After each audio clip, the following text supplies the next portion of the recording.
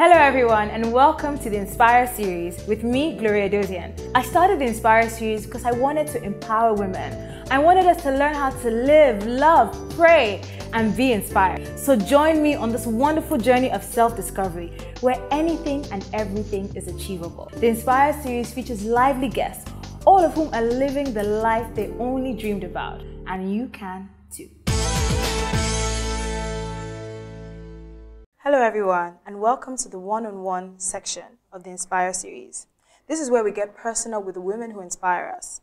One of the issues almost every woman deals with, regardless of age, is one of self-image. How we look, what people think about the way we look.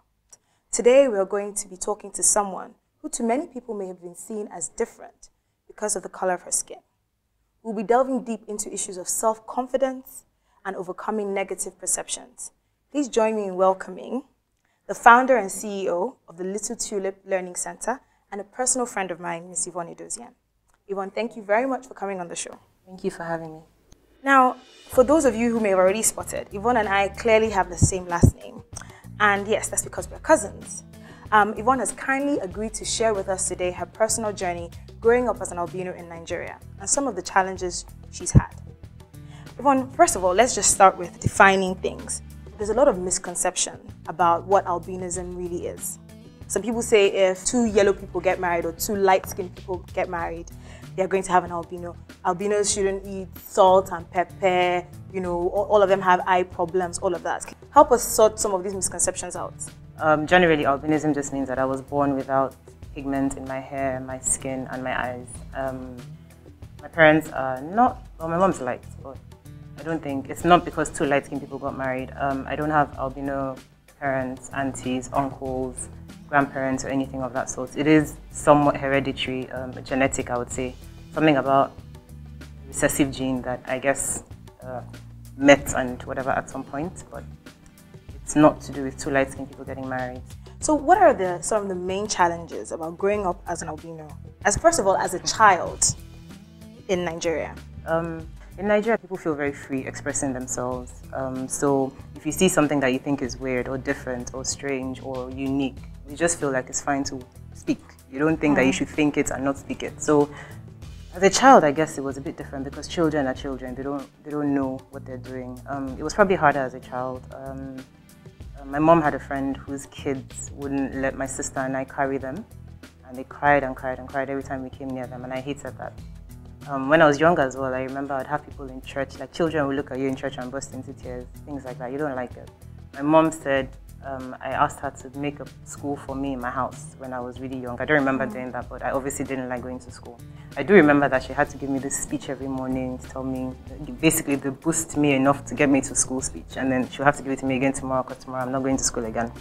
Children are not, they're honest people, so it wasn't very kind, I would say. You have people pointing at you, people crying when they see you, people running in the other direction and things like that. I'm older now and I can handle it, and it doesn't happen as often anymore, so maybe I did look scarier when I was young. Now you still have children point at you, but then children also love me. I think I look like a Barbie doll, so and they like color, so I have no problem with that anymore. That's when it comes to how you look and growing up.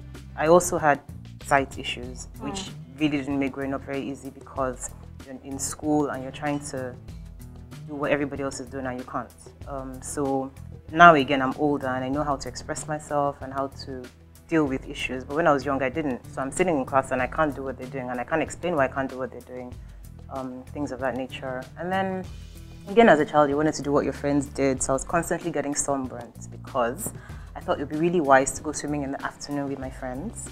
And then I also thought it would be wise if I stayed underwater.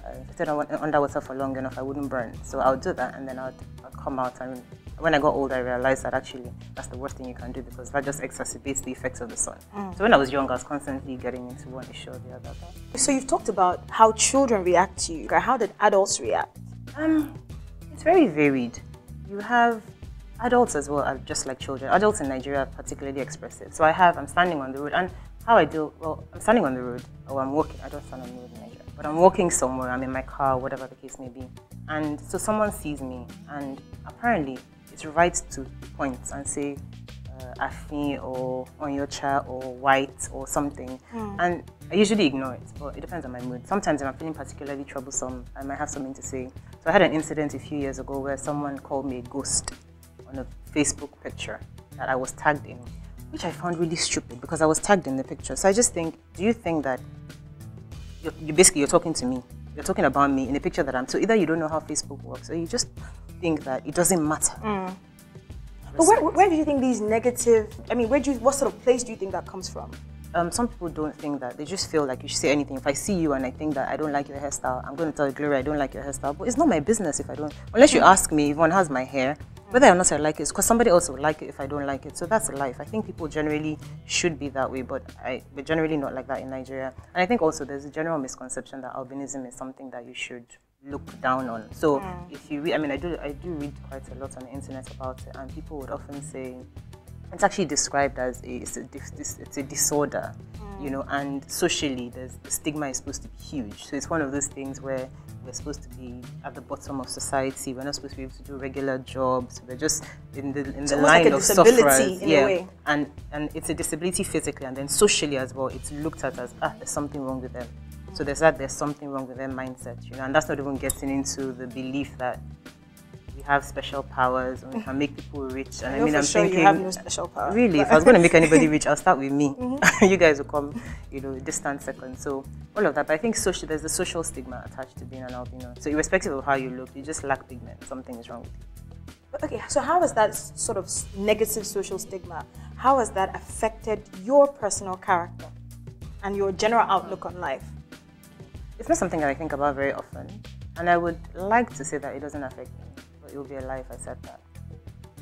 I generally don't care because people around me don't care. So my life is very, very regular. I don't think about it. But then sometimes something would happen and you will have to think about it. I mean, I'm well aware, for example, that regardless of what I look like or how I act or what I do, there's no man that's going to date me that's not going to face of all the women in Lagos. You went for an albino. If he doesn't feel that way, he will have a friend that feels that way. If he doesn't have a friend that feels that way, his mom would. If his mom doesn't, his dad would. If his dad doesn't, his grandfather will. Somewhere along the way, somebody's going to have a chat with him that, dude, that girl's everywhere. Like, why this one? You want to have 10 albino children. I had someone tell my ex-boyfriend years ago that he was going to have 8 albino kids. No, my father had 8 albino kids. So is he really sure he wants to marry me? And I'm like, seriously? Anyway, so yeah, there's that. And on one hand, I don't care again because I know that whoever does come my way will have to be a strong man because you're being defined by something that you had no choice in and no control in. And again, because people are not even reading widely before they judge, I'm not going to have 10 albino children unless maybe I marry an albino guy, which I haven't ever seen an albino family. But but beyond that, it's not going to happen. So that hurts.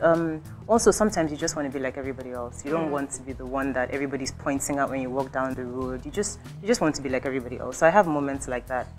It's made me quite strong, which is good and which is bad as well. So if you're young enough to be aware of things, people have cried when they looked at you, people have called you names, people have done all sorts of things, and then you grow up, and we haven't gone into the eye issues, but if you have, I have pretty serious eye issues as well.